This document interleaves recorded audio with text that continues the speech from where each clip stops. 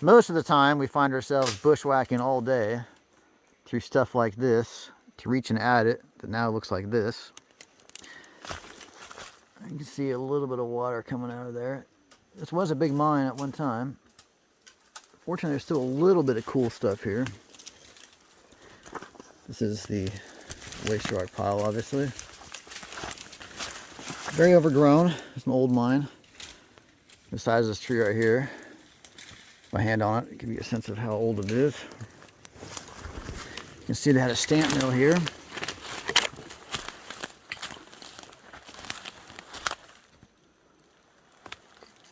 And then the cams are buried back over there. There's a better view of the cams.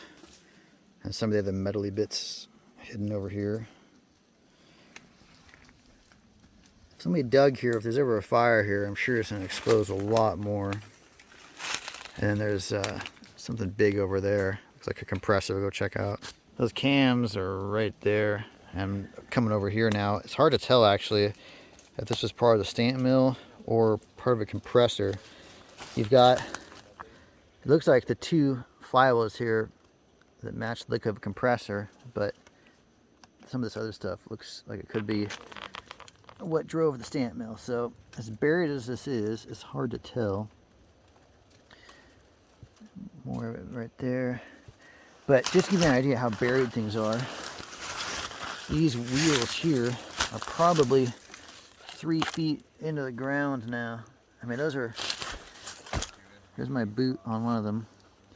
Give you a sense of how deeply those are buried. I mean, these are really, really in, which again, kind of supports my comment about how much you could find if somebody dug here or there's a big fire come through and burn off all this leaf litter. This is pretty cool. I was just standing right there. Now look at this. The brush is so thick here, I didn't even notice this until I pushed farther in. That's unreal how much is back here. I don't see any manufacturer's plates or anything like that.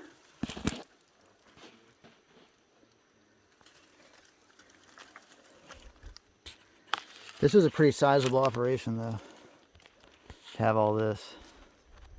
You look at it from the other side. Maybe some of you compressor experts can tell us something about it based on what you're seeing here, but I certainly do not know enough about compressors to tell you manufacturer or how many horsepower or anything like that. And it's really hard to film this, fighting through this kind of stuff with the camera. Compressor and stamp mill is up through the brush there. Come down to this little wash. Lots of metal down here. There's bits and pieces of metal all over. I don't know if you can see them or not. A lot of the rail ended up down here.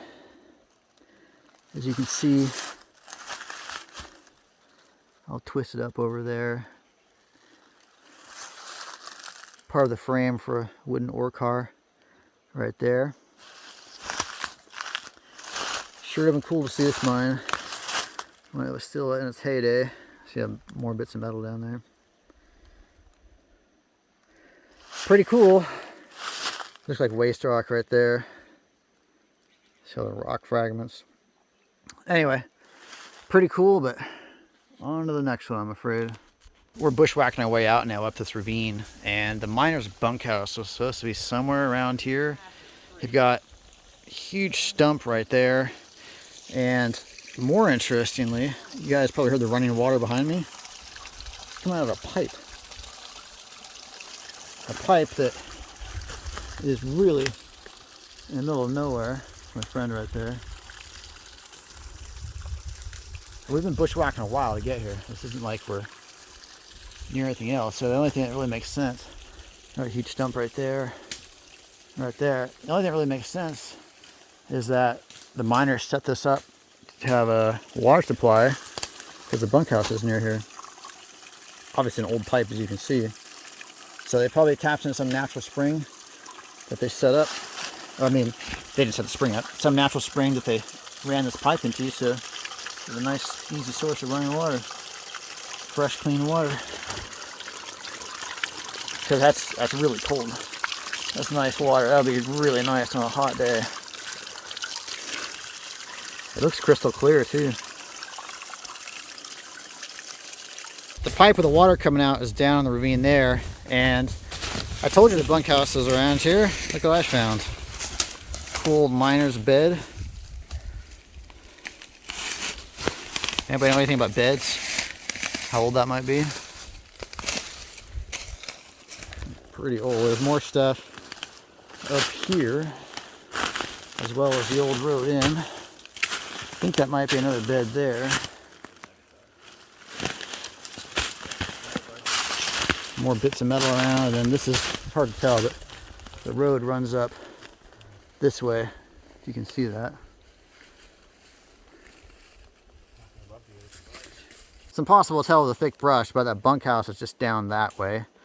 And we found a cool truck here, which presumably the miners drove to the bunkhouse. But who knows? Might not be connected.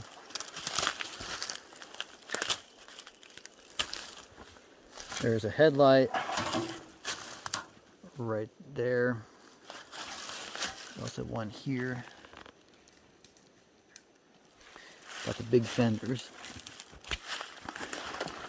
Somebody that knows trucks, old trucks, leave a comment below, will you? Let us know what year-ish this was, make and model. Some of you guys are really good at that. Got the running board right there. To look inside, you see it had a wooden frame, which is really, really cool. When was the last time you saw a wooden framed vehicle?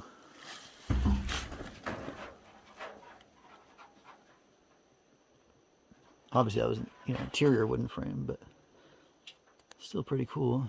Look at the dashboard.